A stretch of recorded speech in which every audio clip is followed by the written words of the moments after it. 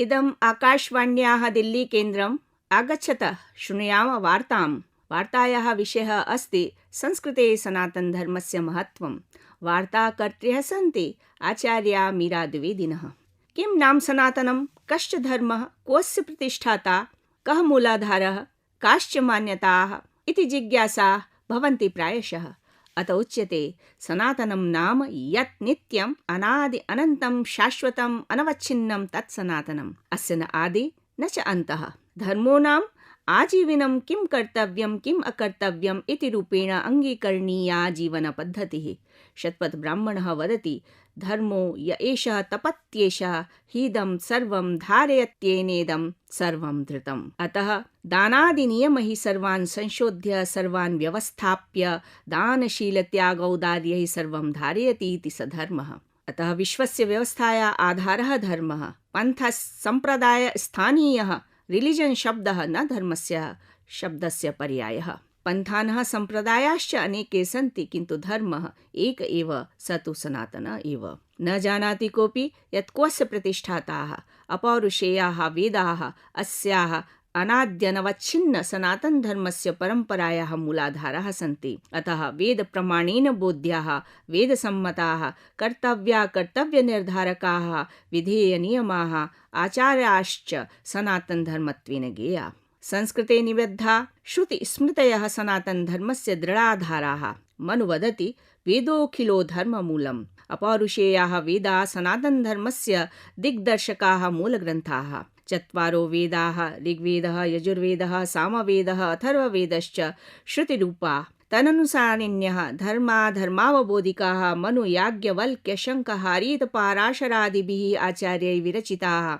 अनेकाः स्मृतयः सनातन धर्मे विशिष्टं महत्त्वं धारयन्ति। वेदस्य विचाराणां विस्तारः एव ब्राह्मणारण्यकोपनिषद वेदाङ्गादिषु वैदिकसाहित्यस्य ग्रन्थेषु वर्तते। एतेषां सारं गृहीत्वा कर्तव्या कर्तव्यबोधका पुराणेतिहासग्रन्थाः अपि सन्ति। रामायणमहाभारतग्रन्थौ इतिहासत्वेन स्वीक्रियते। पुराणेषु सर्गप्रतिसर्गवंशादिचरितैः सह धर्माधर्मनिर्धारकतत्त्वानां समावेशः अपि अस्ति। एतेषां व्याख्यान टीका विवृतादयः सांख्यादिषड्दर्शनग्रन्थाः अपि श्रुतिनिर्दिष्ट सनातन धर्मस्य विस्तारकाः सन्ति। सनातन धर्मस्य चत्वारो मूलसिद्धान्ताः सन्ति, ये विश्वबन्धुत्वस्य विश्वशान्तेश्च मार्गम् उद्भासयन्ति। प्रथमः सिद्धान्तः एकं सद्विप्रा बहुधा वदन्ति, अर्थात् परं तत्त्वं सत्यम् एकमेव। विद्वांसः तं विविधैः नामभिः स्मर्यते। सनातन धर्मः अध्यात्मप्रधानः, अतः आत्मनः यथार्थस्वरूपस्य परिज्ञानं जीवनस्य लक्ष्यं वर्तते। एतदर्थं मन्यते यत् सर्वस्मिन् एक एव परमात्मनः निवासत्वात् आत्मवत् सर्वभूतानि द्रष्टव्यानि सन्ति। आत्मवत् सर्वभूतेषु स पश्यति। सनातन धर्मस्य द्वितीयः सिद्धान्तः अस्ति वसुधैव कुटुम्बकम्, अर्थात् निखिलं विश्वम् एकं कुटुम्बं परिवारो वास्ति। इयं भावना विश्वमैत्रीं पारस्परिकीम् एकतां सामञ्जस्यं च प्रवर्धयति। विश्वस्य सर्वेषां मानवानां परस्पर सम्बद्धतां निर्भरतां प्रवर्धयति। सनातन धर्मस्य तृतीयः महत्त्वपूर्णः सिद्धान्तः अस्ति सर्वे भवन्तु सुखिनः। सनातन धर्मस्य इयं भावना संसारस्य समेषां चराचर प्राणिनां कल्याणाय प्रेरयति। इयं भावना लोककल्याणाय दान दया क्षमा करुणा मुदिता मैत्री करुणा सहिष्णुतादीनां विकासाय प्रेरयति। यज्ञदानादि परम्पराणां मूले सर्वहितकारिणी सर्वसुखकारिणी इयमेव भावना वर्तते। सनातन धर्मस्य चतुर्थः सिद्धान्तः अस्ति यत् पिण्डे तत् ब्रह्माण्डे। यत्किञ्चित् देहे अस्ति तत् ब्रह्माण्डेऽपि वर्तते।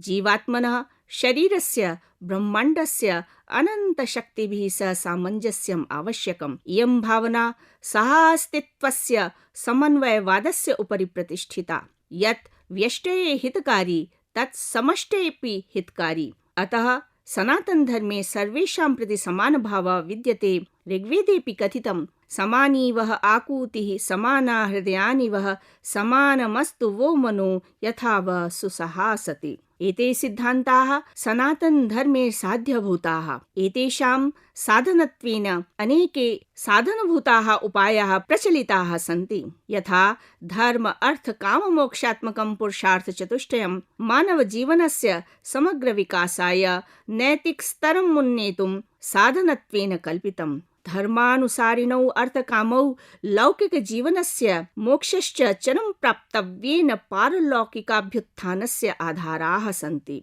धर्मः इतोऽभ्युदय निःश्रेयससिद्धिः। अभ्युदयसिद्धिः जनकल्याणार्थं विधीयमानेन इष्टापूर्थ तीर्थाटन यज्ञ यागोपासनादि माध्यमेन सम्पाद्यते। प्राचीनकाले यदा यज्ञाः भवन्ति स्म तदा तेषु दानादीनां कार्यमपि भवति स्म।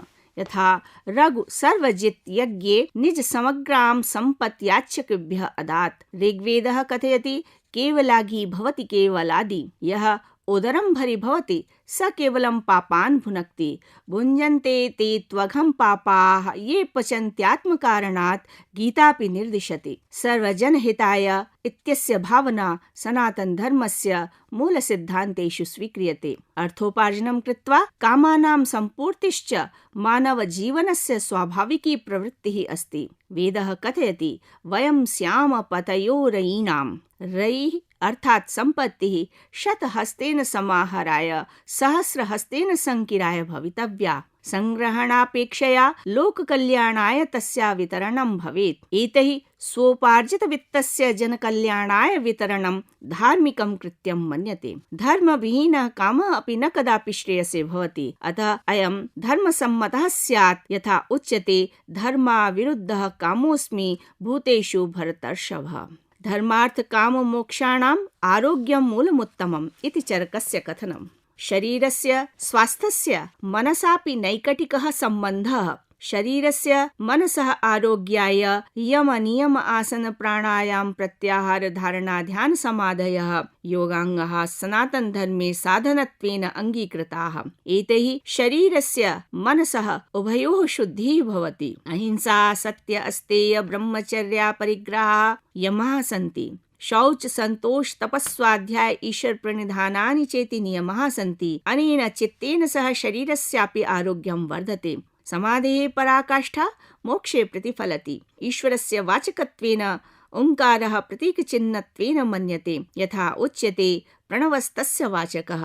धारणा ध्यानाभ्यां सगुणप्रतीकस्य परिकल्पना सनातन धर्मे अङ्गीकृता। चित्तशोधनाय प्रकृतिः कणे कणे ईश्वरस्य निवासः मन्यते। ईशावास्यमिदं सर्वम् इति सर्वत्र प्रथितम्। अतः शनैः शनैः प्रकृतेः सर्वेषु आकाश वायु जलाग्नि पृथिवी सूर्य चन्द्रादि तत्त्वेषु देवत्वभावनायाः विकासः सञ्जातः। अनेन बहुदेववादस्य प्रतिष्ठा अभवत्। सर्वेषु चराचरेषु एक एव आत्मा अस्ति। अनया भावनया अहिंसा करुणा मैत्री सहिष्णुतादि नैतिकगुणानां विकासः अभूत्। तदेकं तत्त्वं विहाय अनेकत्वम् आधारीकृत्य ये नियमाः या पूजा उपासना पद्धतयः तीर्थसेवनं कर्मकाण्ड प्रविधयः निर्मिताः सन्ति तत् सनातन धर्मस्य अन्तिमं सत्यं नास्ति। प्रत्युत परम सत्तायाः अनुसन्धानाय एते मार्गभूतानि। तदधिगन्तुं साधकाः विविधान् मार्गान् अनुसरन्ति। केचन शैवाः वैष्णवाः केचन शाक्ताः केचन बौद्धाः